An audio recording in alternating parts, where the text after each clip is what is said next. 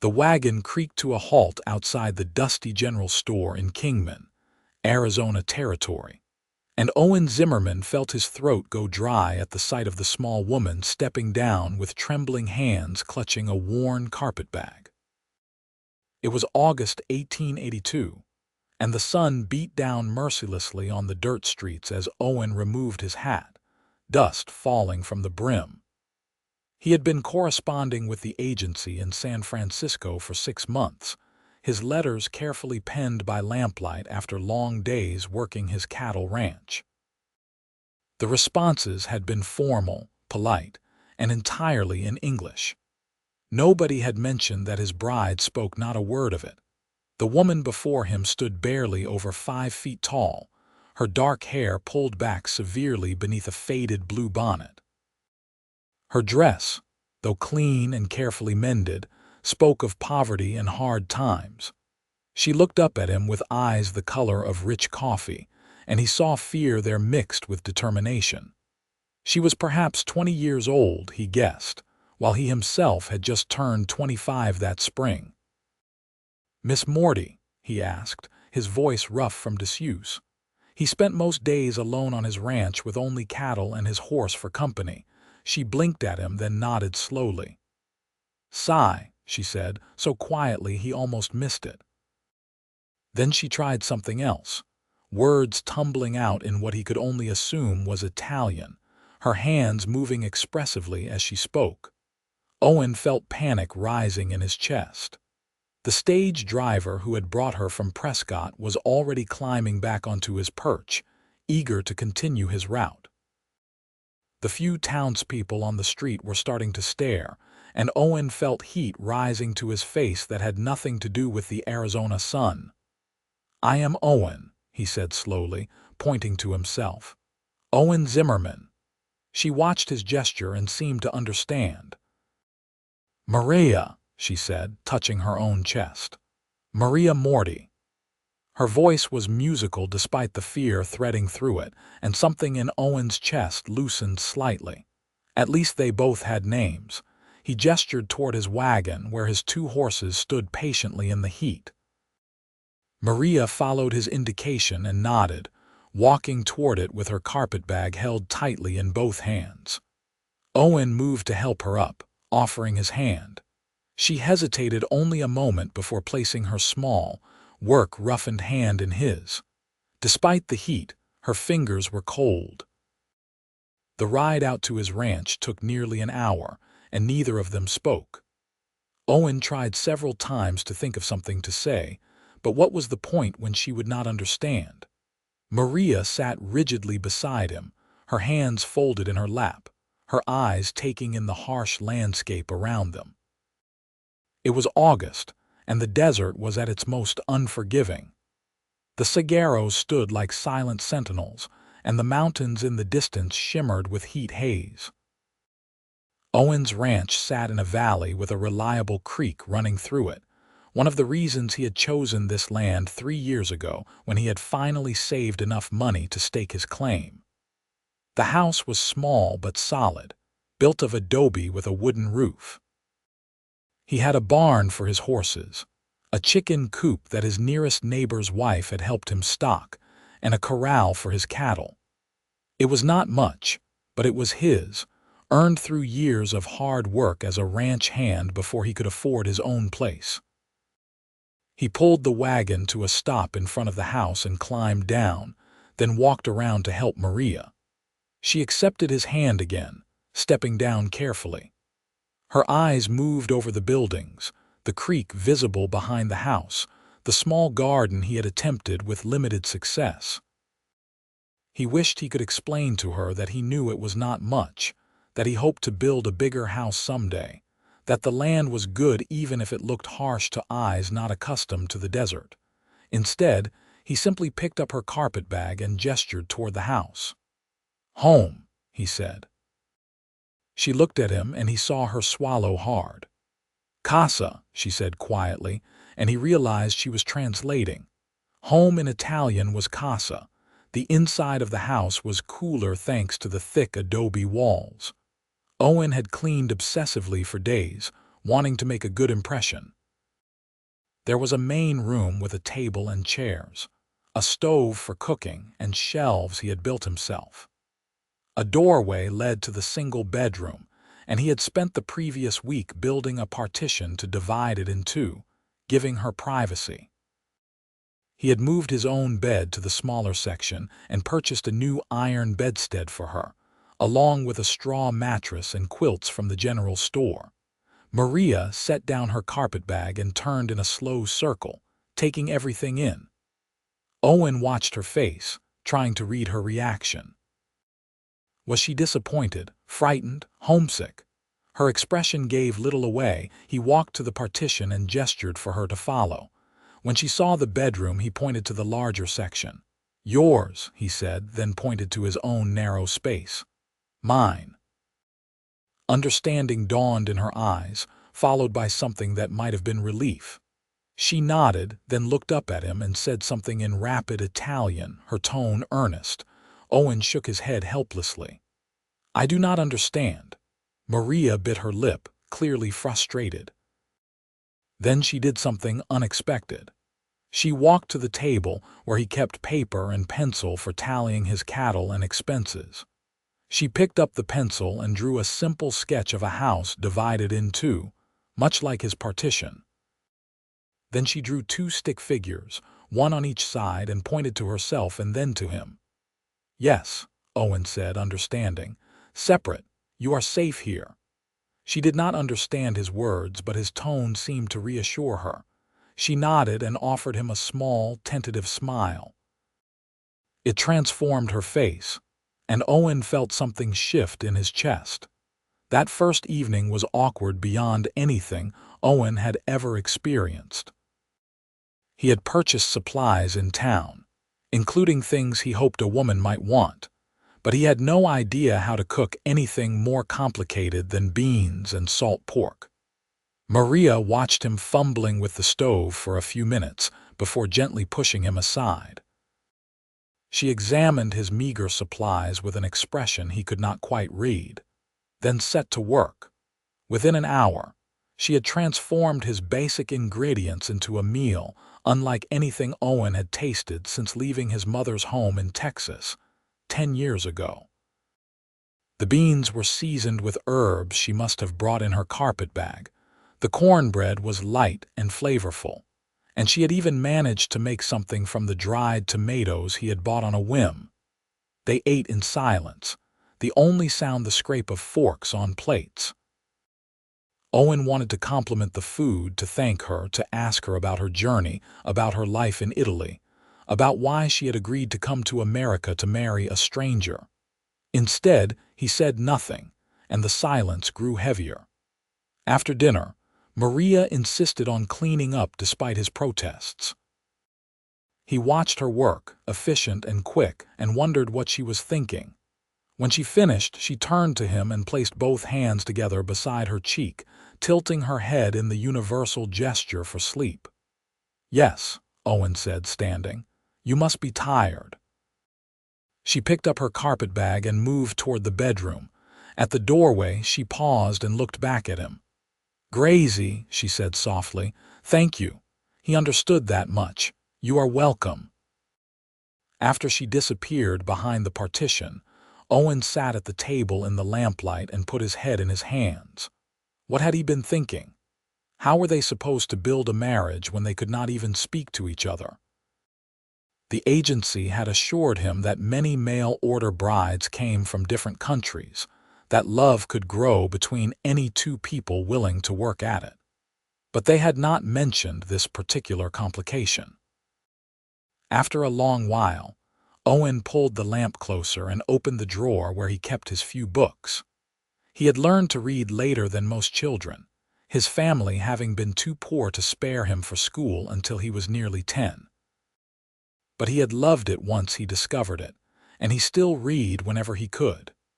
His small collection included a Bible, a book on cattle ranching, and a worn volume of Shakespeare that a previous employer had given him. None of them would help him now.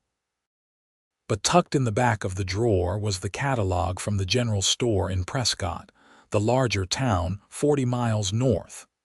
He pulled it out and began flipping through the pages. There had to be something, some way to bridge this gap between them. He found it on page 47.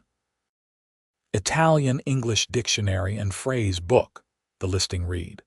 Useful for travelers and merchants conducting business with Italian immigrants. Contains over 5,000 common words and phrases with pronunciation guide. The price made Owen wince. $3 was not insignificant when he was trying to build his herd and improve his land. But what choice did he have? He could not live in silence with Maria forever. They were supposed to be married, supposed to be building a life together. Owen pulled out a sheet of paper and began composing his order. He would ride into Kingman tomorrow and have Mrs. Patterson at the general store send it by post. It would take weeks for the book to arrive, but it was a start. The next morning, Owen woke before dawn as always. He dressed quietly and crept out of the house, not wanting to disturb Maria. He had chores to do regardless of the upheaval in his personal life. The chickens needed feeding, the horses needed tending, and he had to ride out to check on his cattle, scattered across his grazing land. When he returned to the house several hours later, the sun was fully up and the heat was already building. He found Maria standing by the creek, her skirts tied up out of the way, washing clothes in the cold water. She had found his dirty shirts and pants and was scrubbing them vigorously against a rock. "You do not have to do that," he said, knowing she would not understand but feeling compelled to speak anyway. She looked up at him and said something in Italian, holding up one of his shirts as evidence of its filthiness. Even without understanding the words, he got the message clear enough. He felt his face heat with embarrassment. Maria stood and approached him, pointing to his clothing, then to the creek, then making a scrubbing motion. She was asking permission, he realized, or perhaps explaining what she was doing. "Yes," he said, nodding. "Thank you, Grazie." Her face brightened at the Italian word, and she smiled again. Owen found himself smiling back. He spent the rest of the morning doing repairs on the barn while Maria worked by the creek.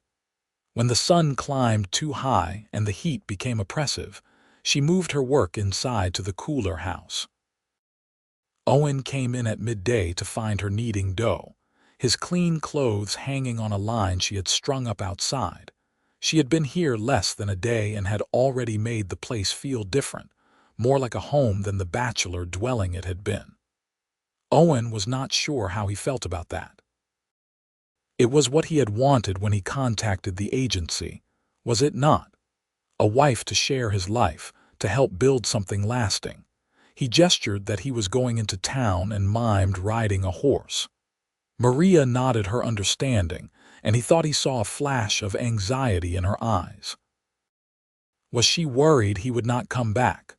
"I will return," he said, then repeated it slowly, pointing to himself, making a circular motion with his hand to indicate coming back, then pointing to the house. "I will return." She seemed to understand, or at least his tone reassured her. She nodded and went back to her bread. The ride to Kingman was hot and dusty, but Owen was grateful for it. He needed time to think, to process this strange new reality. At the general store, Mrs. Patterson greeted him with barely concealed curiosity. "So she arrived then?"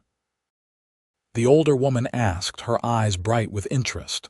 "Your mail-order bride, she did," Owen confirmed, removing his hat. "And what is she like? Is she pretty?" Owen felt heat rising to his face again. "She is fine, but there is a complication. She speaks only Italian, Mrs. Patterson's eyebrows rose. "Only Italian, none of our language at all, not a word that I can tell." The storekeeper considered this, then nodded briskly. "Well, that is a challenge to be sure, but not insurmountable.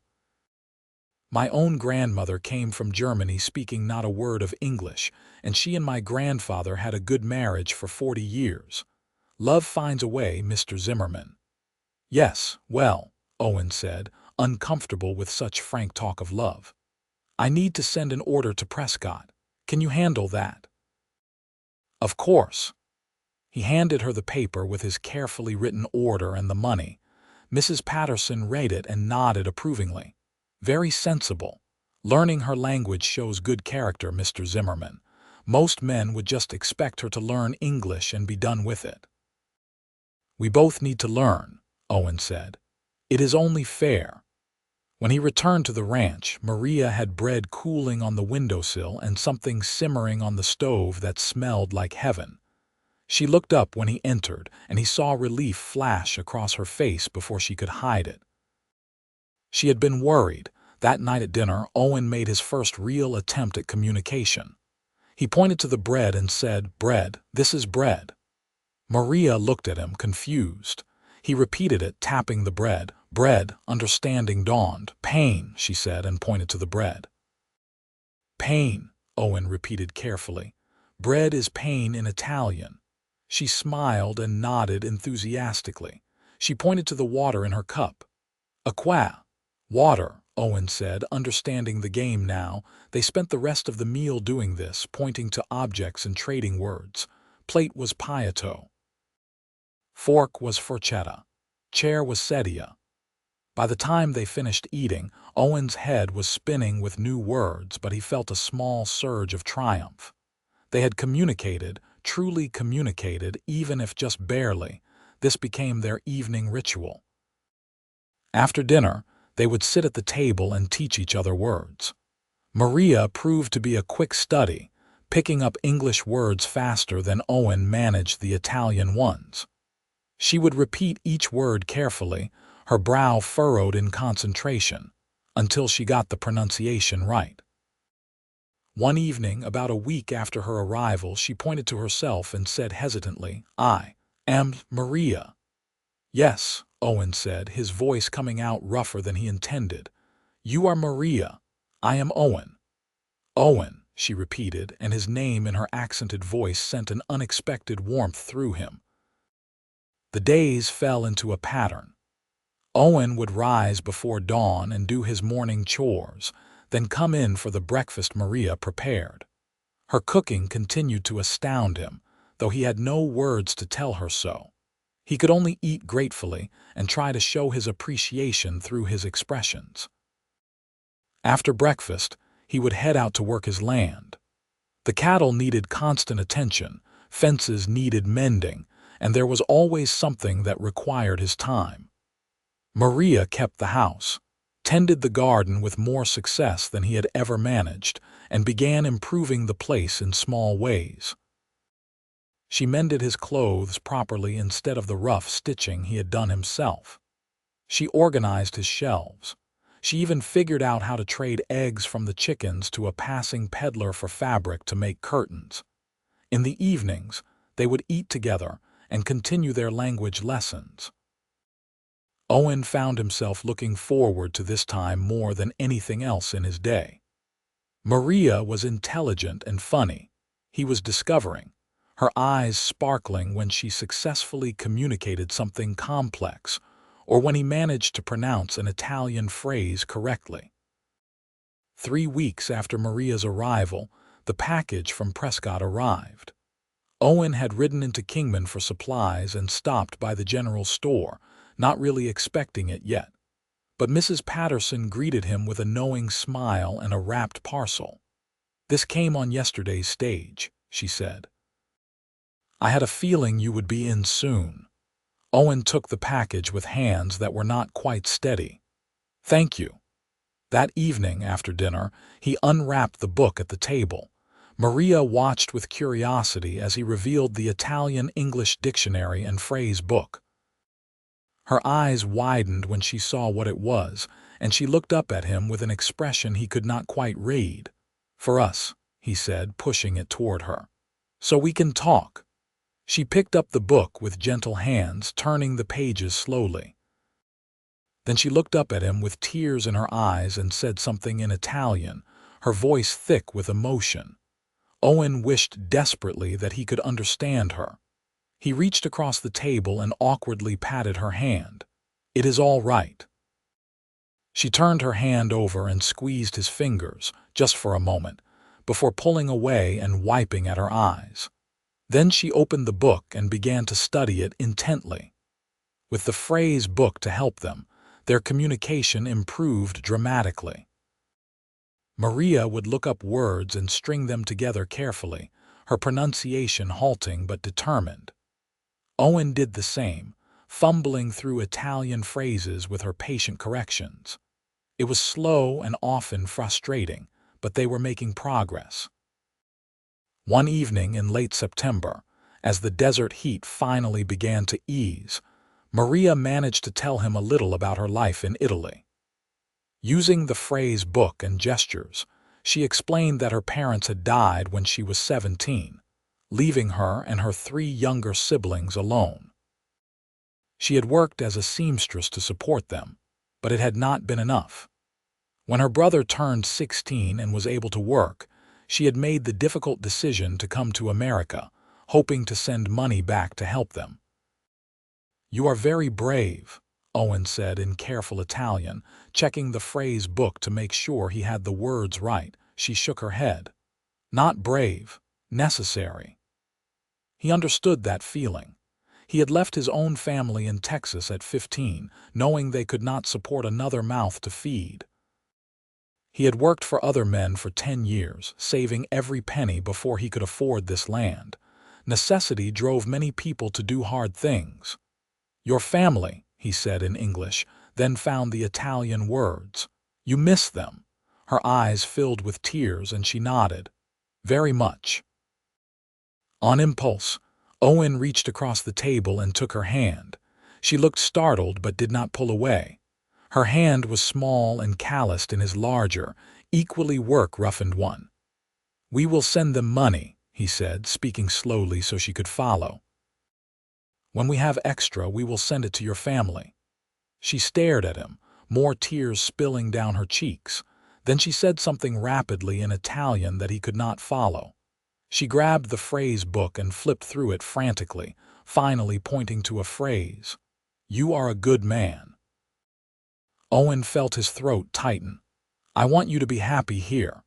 She looked up the words he had said, then nodded slowly. Using the book, she pieced together, "I try to be happy. You are kind to me." They sat there holding hands across the table until the lamp began to burn low, neither quite willing to break the contact. October arrived, bringing cooler temperatures and the first hints that the brutal summer was ending. Owen found himself paying more attention to Maria than to his work, something that should have worried him, but somehow did not. He noticed the way she hummed while she worked, soft Italian songs that made him wonder what the words meant. He noticed how she always saved him the best portions of their meals. He noticed the way her face lit up when he came in from working, and how his own chest felt lighter when he saw her. One afternoon, he came back to the house earlier than usual, a fence repair having gone faster than expected. He found Maria in the bedroom, sitting on her bed with a letter in her hands, crying silently. She looked up when she heard him, her face flushed with embarrassment. "What is wrong?" he asked, crossing to her before he thought better of it. She held out the letter and he saw it was written in Italian. "My brother," she managed in English, then switched to fumbling through more words. "He is sick, very sick." Owen sat down beside her on the bed, propriety forgotten. "I am sorry." She leaned against him without seeming to realize she was doing it, and after a moment's hesitation, Owen put his arm around her shoulders. She was warm and soft against his side, and he could feel her trembling. "We will send money," he said, "for a doctor. Tomorrow I will go to the bank in Kingman." Maria pulled back enough to look up at him. "You would do this, of course, but you are saving. For the ranch, I see your book, your numbers." He was surprised she had noticed. "Your family is more important." Fresh tears spilled down her cheeks, but she was smiling through them. Without warning, she stretched up and kissed his cheek. It was quick and light, over almost before it began, but Owen felt the touch like a brand. "Thank you," she whispered. Crazy Owen. He could not speak, could only nod. His cheek burned where her lips had touched it. That night, Owen lay in his narrow bed on his side of the partition and admitted to himself what he had been trying to ignore for weeks. He was falling in love with Maria Moretti. Perhaps he had started falling the moment she stepped off that stage, small and scared but determined. Perhaps it had been the first time she smiled at him. Or maybe it was all the small moments since, the patient language lessons, the shared meals, the quiet evenings learning about each other despite the barriers between them. He had thought he would marry for practical reasons, for companionship and help on the ranch. He had not expected this ache in his chest, this desperate desire to make her happy, to see her smile, to hear her laugh. He had not expected to lie awake thinking about the soft warmth of her against his side, the quick press of her lips against his cheek. The problem was that Maria had not chosen him. She had chosen to come to America to escape poverty and help her family. He was simply the man who happened to have written to the agency. If she had known about the language barrier, would she have still come? Did she care for him at all? Or was he simply a means to an end? The next morning, Owen rode into Kingman and withdrew money from his savings. It hurt to see the balance drop, but not as much as seeing Maria's tears had hurt. He sent a bank draft to her family in Italy and hoped it would arrive in time to help. When he returned and told Maria what he had done, she cried again, but these were different tears. She threw her arms around his neck, and he held her carefully, breathing in the scent of her hair, the soap she made from lye and the dried flowers she collected. "I do not deserve you," she said in halting English. "That is not true," he said, and then in Italian, "You deserve everything good." November brought occasional cold snaps, and the first rain they had seen in months. Owen taught Maria to ride one of his gentler horses, leading her around the property while she clutched the saddle horn with white-knuckled hands.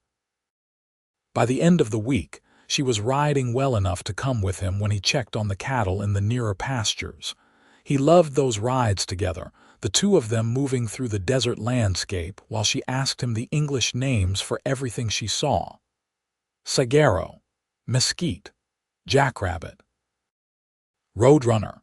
She repeated each word carefully, adding it to her growing vocabulary. One afternoon, they stopped by the creek to let the horses drink. Maria slid down from her saddle with the ease of growing confidence and walked to the water's edge. The cottonwoods along the bank were turning gold, their leaves shimmering in the breeze. "It is beautiful," she said, and her English was so clear now, only lightly touched with her accent. "Yes," Owen agreed, but he was looking at her, not the trees. She turned and caught him staring. For a long moment they looked at each other. Owen saw his own feelings reflected in her dark eyes, and his heart began to pound. "Maria," he said, and then stopped. Not knowing how to continue, she took a step toward him. "Owen." He closed the distance between them, giving her every chance to move away. She did not. Instead, she tilted her face up to his, and he finally kissed her. It was gentle and sweet and full of all the things they still could not quite say to each other. When they pulled apart, Maria was smiling, and Owen felt like he could take on the world. "I am falling in love with you," he said carefully in Italian, words he had practiced secretly for weeks. Her eyes widened, and then she laughed, a sound of pure joy. "I love you too," she said in English.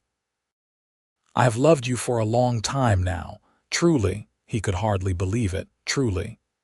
She reached up and touched his face. "You are good and kind and patient. You learned my language to speak to me. How could I not love you?" Owen kissed her again, less gently this time, pouring all his feelings into it. She responded with equal passion, her arms wrapping around his neck, and for a time the whole world narrowed down to just the two of them beside the creek. When they finally broke apart, both breathing hard, Owen said, "We should get married. Properly, I mean. I know we signed papers in town when you arrived, but that was just legal. I want to marry you in the church with witnesses the way it should be done." Maria's smile could have lit up the darkest night. "Yes," she said. "Yes, I will marry you, Owen Zimmerman." They rode back to the ranch holding hands, something that should have been impossible on horseback, but they managed anyway, their horses walking close together. That evening, they pushed their separate beds together in the bedroom, the partition coming down. They still did not share anything more than kisses and whispered words of love, both wanting to wait until after a proper wedding, but they slept in each other's arms, and Owen had never felt more content. The wedding took place 3 weeks later, the day before Thanksgiving, in the small Catholic church in Kingman. Father Donnelly performed the ceremony in both English and Latin, with Maria following along in her missal. She wore a dress she had made herself from fabric Owen had bought her, simple but beautiful, and flowers in her hair that she had preserved from their garden. Owen wore his only suit, brushed clean and pressed by Maria's careful hands. When Father Donnelly pronounced them man and wife, Owen kissed her in front of God and the dozen or so townspeople who had come to witness, and he felt his heart swell with happiness. Mrs. Patterson had organized a small reception at her home, and the townspeople brought dishes to share. It was the first time many of them had really spoken to Maria, and Owen was proud of how well she communicated in English now. She still had an accent, still searched for words sometimes, but she was understandable and growing more confident every day. "You are a lucky man, Mr. Zimmerman," Mr. Henderson, who ran the livery, said. "Your wife is lovely and clearly devoted to you." "I am the lucky one," Owen said, watching Maria laugh at something Mrs. Patterson was telling her. "The very luckiest." That night in their marriage bed, Owen made love to his wife with gentle reverence, overwhelmed by the gift of her trust and love. Maria responded with equal tenderness, and afterward, lying in his arms, she whispered, "I am so glad I came to Arizona. I am so glad I found you." "I am glad you found me too," Owen said, kissing her forehead. "I love you, Maria Zimmerman." She smiled at her new name. "I love you too, my husband." Winter in the Arizona Territory was mild compared to what Owen had known in Texas, but there were still cold nights and occasional snow in the higher elevations. He and Maria spent the long evenings by the stove, sometimes reading aloud to each other from his books, sometimes just talking, their conversations growing deeper and more fluent as both their language skills improved. Maria told him about growing up in a small village in northern Italy, about her mother's garden and her father's work as a stonemason. She told him about the day her parents died in an accident, about the terror of suddenly being responsible for 3 children when she was barely more than a child herself. Owen shared his own history, about growing up poor in Texas, about leaving home as a boy to find work, about the hard years of saving and dreaming of having his own land. He told her about the loneliness of those years, working for other men, sleeping in bunkhouses, never having a place that was truly his own. "But now you have me," Maria said, taking his hand. "Now I have you," he agreed, "and that makes everything worth it." In January, Maria received a letter from her brother saying that he had recovered from his illness, that the money Owen sent had paid for a doctor and medicine that had saved his life. The letter was full of gratitude and blessings, and Maria cried over it for an hour. "Your family loves you very much," Owen said, holding her. "I wish they could meet you," Maria said. "I wish they could know the man who saved my brother's life, who has given me such happiness."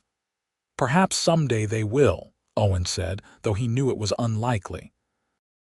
Italy was very far away, and passage was expensive. As winter gave way to spring, the ranch began to thrive in new ways. Maria's garden, properly tended, produced more vegetables than they could eat themselves. She began trading the excess in town for other supplies they needed. She also started raising rabbits, which bred quickly and provided both meat and fur to trade. Owen's cattle herd was growing too, calves being born throughout the spring. With Maria's help managing the household affairs, he had more time to focus on the ranch work, and it showed. By May, he was able to hire a young man from town to help with the heavy work, giving him even more flexibility. One evening in June, as they sat watching the sunset paint the desert sky in shades of orange and purple, Maria took Owen's hand and placed it on her stomach. "I am pregnant," she said quietly. "We are going to have a baby." Owen stared at her, his hand warm against her belly, and felt tears sting his eyes. "A baby," he repeated. "Truly, truly." She was crying too, but smiling. "Are you happy?" "Happy does not begin to cover it," Owen said, pulling her into his arms. "You have made me the happiest man alive." The pregnancy progressed well, though Owen worried constantly. Maria seemed to take it in stride, continuing her work around the house and garden, though Owen tried to take over the heavier tasks. She laughed at his protectiveness, but allowed him his small ways of caring for her. As her belly grew, Owen found himself talking to it, telling his unborn child about the ranch, about the life they would have, about how loved they already were. Maria would smile and run her fingers through his hair while he spoke, her eyes soft with love. In late December, with the winter wind howling outside, Maria went into labor. Owen rode frantically to fetch Mrs. Patterson, who had assisted at many births, and the older woman came immediately, bringing her daughter to help. The labor was long and difficult, and Owen paced outside the bedroom door, feeling utterly helpless.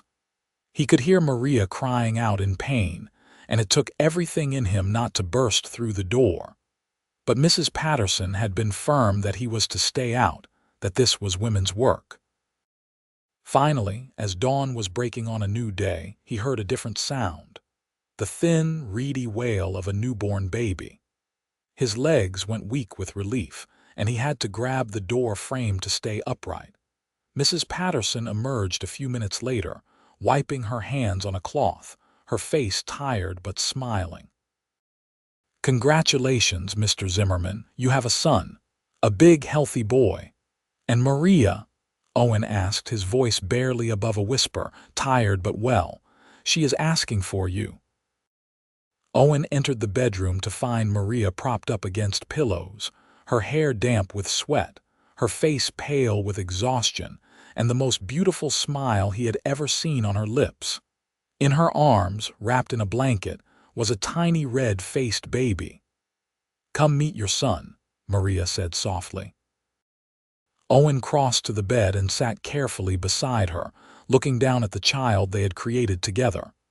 The baby had a shock of dark hair and was waving tiny fists in the air, his eyes screwed shut. "He is perfect," Owen whispered. "You are amazing. I cannot believe you did this."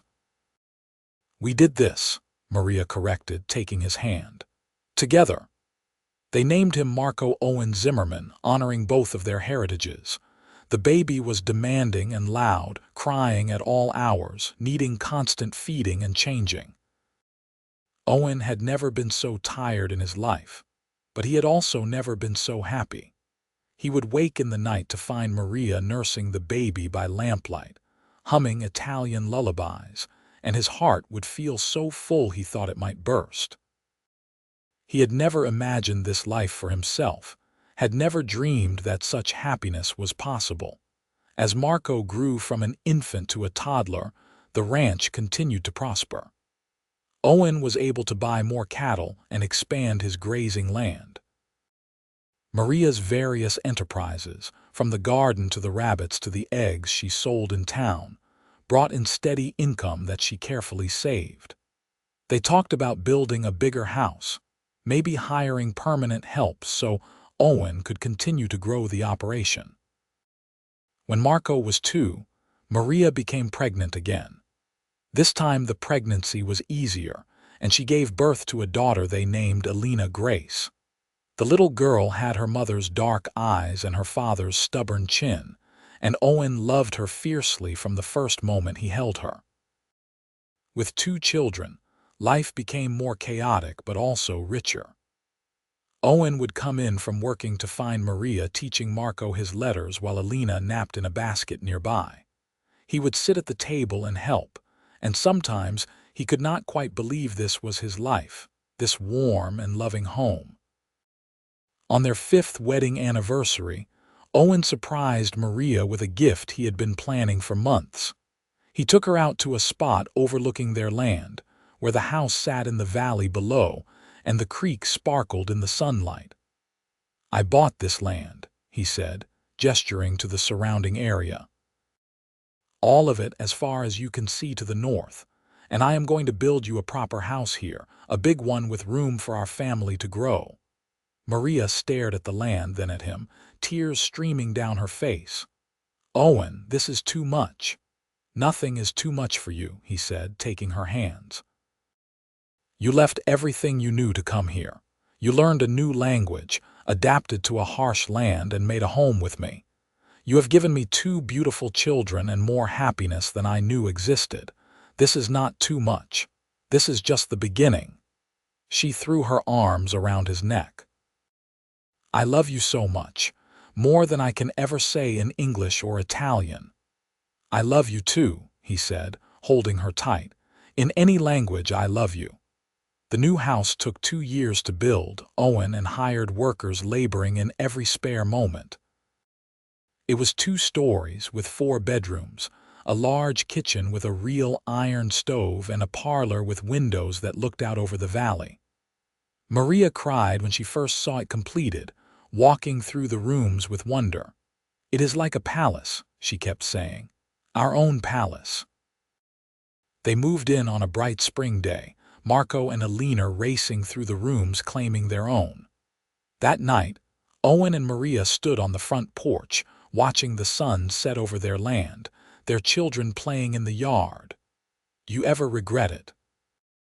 Owen asked, the question that had haunted him for years finally finding voice. "Coming here, marrying me, giving up your old life," Maria looked at him with surprise. "Regret? Owen, you gave me a new life, a better one than I ever could have dreamed. You are the best man I have ever known." "How could I regret any of it? I just want you to be happy," he said. "I am happy," she said firmly. "I have you, I have our children, I have this beautiful home and life. I am more than happy. I am blessed." She reached up and cupped his face in her hands, looking into his eyes with all the love in her heart shining through. "You know what I think about sometimes? That day I stepped off the stage in Kingman, so scared and alone. I thought my life was over, that I had made a terrible mistake. And then I saw you, and you looked so worried and kind, and something in my heart said, 'This man will be good to you,' and you have been, Owen. You have been so good to me." Owen kissed her, slow and deep, trying to pour all his feelings into it. When they pulled apart, he said in careful Italian, "Sei la mia vita, il mio cuore, la mia anima." "You are my life, my heart, my soul," Maria smiled, answering in English, "and you are mine, now and always." Over the following years, their family continued to grow.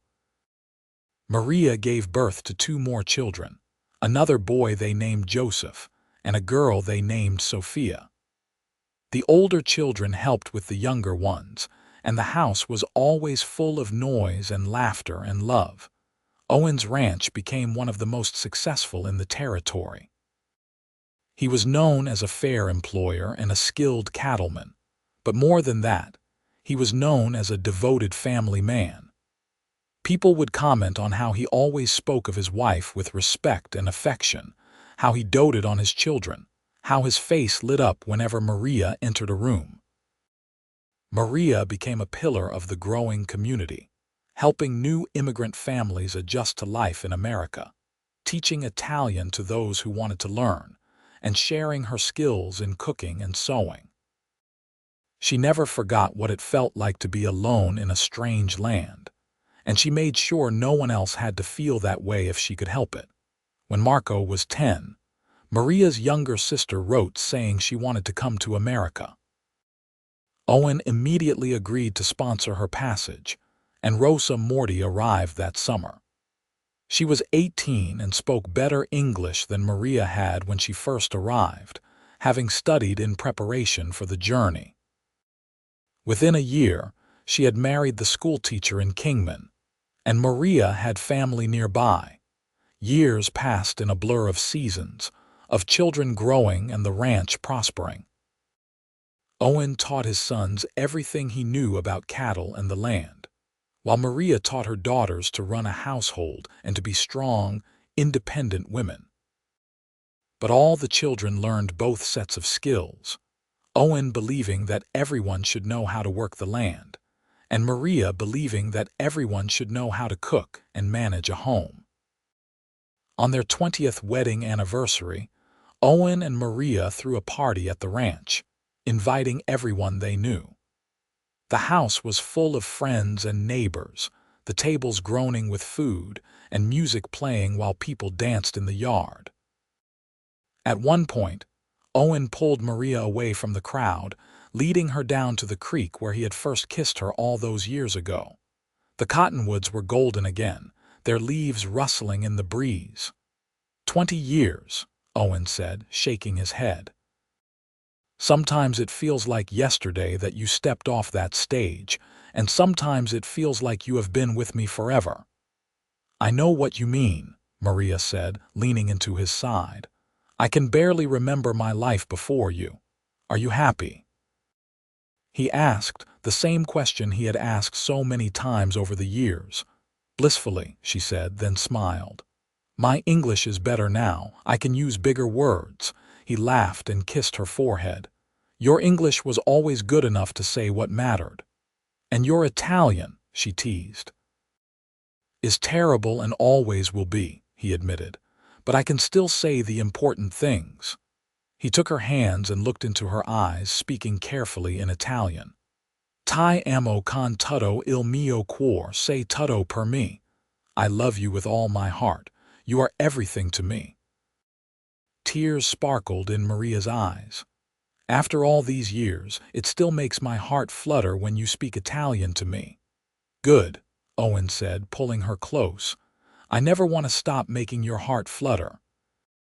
They stood there by the creek, holding each other as the party continued up at the house, the sounds of music and laughter drifting down to them. They had built this life together from nothing, from a chance meeting and a language barrier that should have been insurmountable. But love had found a way, just as Mrs. Patterson had said it would all those years ago. As the sun began to set, painting the sky in brilliant colors, Owen and Maria walked back to the house hand in hand.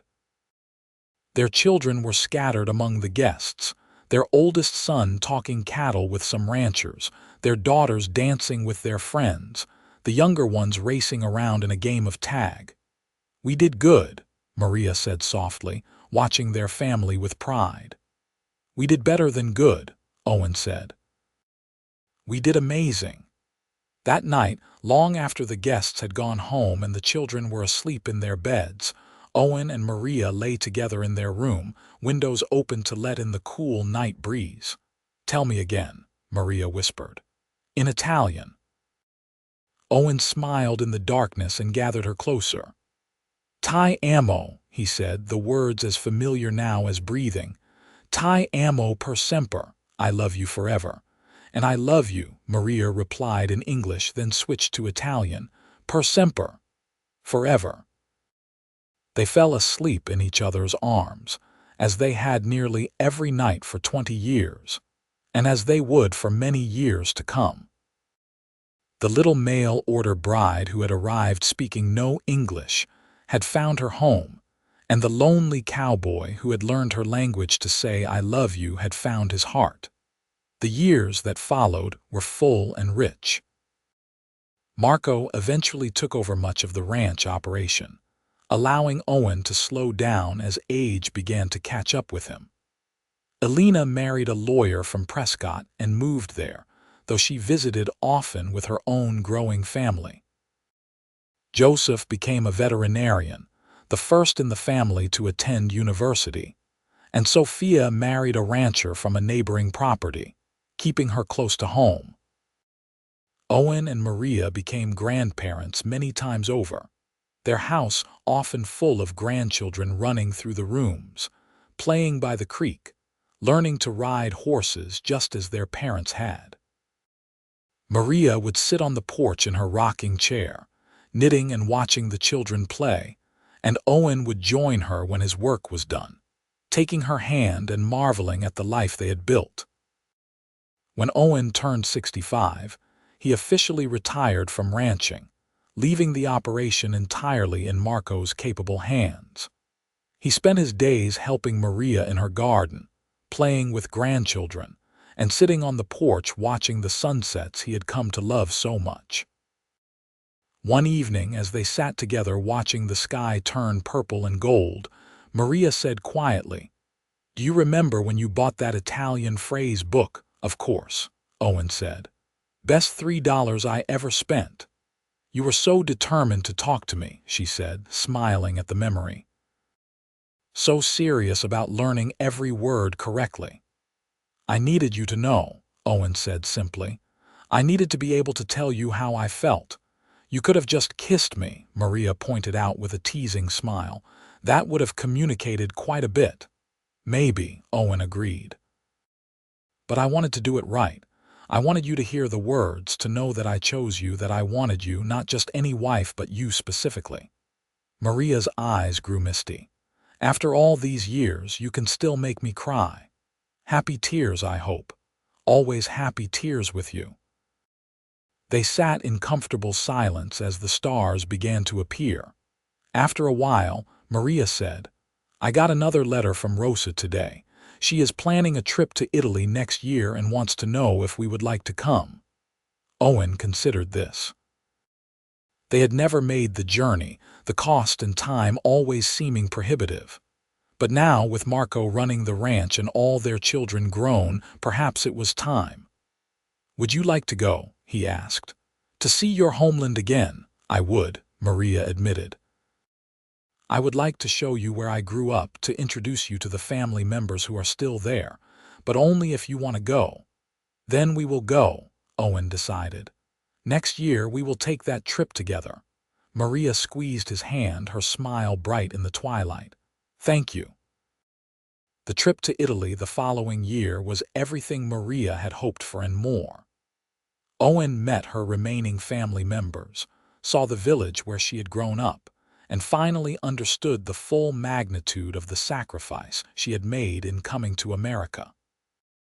The poverty was stark, the opportunities limited, and he held her close as they stood in the small cemetery where her parents were buried. "You did the right thing," he told her. "Coming to America, sending money back, helping your siblings build better lives. Your parents would be proud of you." "I hope so," Maria whispered. But the best part of the trip was showing Owen her world, watching him experience the food, the culture, the language that she had grown up with. He tried his Italian with the locals, who were charmed by the American cowboy speaking their language with his terrible accent and earnest effort. Maria laughed more during those weeks than she had in years, her two worlds finally coming together. When they returned to Arizona, both agreed that while Italy had been wonderful to visit, their home was here on the ranch, with their children and grandchildren, with the land they had built their life on. The years continued to pass, bringing both joys and sorrows. Owen's health began to decline when he was in his early 70s, his joints stiff from decades of hard work, his heart not as strong as it once was. Maria tended to him with the same devotion she had always shown, making sure he took his medicine, rested when he needed to, and did not overdo it. You are supposed to let me take care of you, Owen grumbled one day when Maria insisted he stay in bed while she brought him breakfast. We take care of each other, Maria said firmly, settling the tray across his lap. We always have. One spring morning, when Owen was 78 and Maria was 73, they sat together on their porch watching the sun rise. The ranch spread out before them, prosperous and well-tended under Marco's management. Their children and grandchildren were happy and healthy, living good lives. Everything they had worked for had come to fruition. You know what I was thinking about this morning? Maria asked, her hand in Owen's. What is that, my love? That day you first said I love you in Italian. We were by the creek, do you remember? I remember everything about that day, Owen said. I had been practicing for weeks, terrified I would get the words wrong. You did not get them wrong, Maria said softly. You got them exactly right, and I knew in that moment that I had found my home not just in America but with you. Owen raised her hand to his lips and kissed it gently. You are my home too. You always have been. They sat together as the sun climbed higher, warming the desert around them. Somewhere in the house, they could hear their great-grandchildren playing, their laughter carrying on the morning air. The ranch hands were beginning their day's work, the cattle lowing in the distance. We built a good life, Maria said with satisfaction. The best life, Owen agreed. The very best. Maria leaned her head on his shoulder, and he wrapped his arm around her, holding her close as he had done for over 50 years. They had overcome language barriers and cultural differences, poverty and hardship, to build something lasting and beautiful. Their love had not just survived but thrived, growing deeper and stronger with each passing year. As they sat together, watching the world wake up around them, both felt the same deep contentment. They had found each other against all odds, had chosen each other every day since, and had built a legacy of love that would continue long after they were gone. Ti amo, Owen whispered, the Italian words as natural to him now as breathing. I love you too, Maria replied, her English still touched with that accent he had always loved. Now and forever. And there, on the porch of the house they had built together, surrounded by the life they had created, Owen and Maria Zimmerman sat hand in hand, two souls who had found each other across oceans and languages and had chosen love above all else. The cowboy who had learned Italian to say I love you and the mail-order bride who had arrived speaking no English had proven that love truly could conquer all, that patience and devotion could build something extraordinary, and that sometimes the best things in life come from the most unlikely beginnings. Their story would be told by their children and grandchildren for generations to come, a testament to the power of love, the importance of effort, and the beauty of two people choosing each other every single day. And though the years would eventually claim them both, as years do for everyone, their love would live on in the family they had created, in the ranch they had built, and in the hearts of everyone who had been touched by their extraordinary devotion to each other. The sun continued to rise over the Arizona desert, casting golden light over the Zimmerman ranch, and Owen and Maria sat together in perfect peace, knowing they had done exactly what they set out to do all those years ago. Build a life together, raise a family, and love each other with everything they had. They had succeeded beyond their wildest dreams, and there was no greater happiness than that.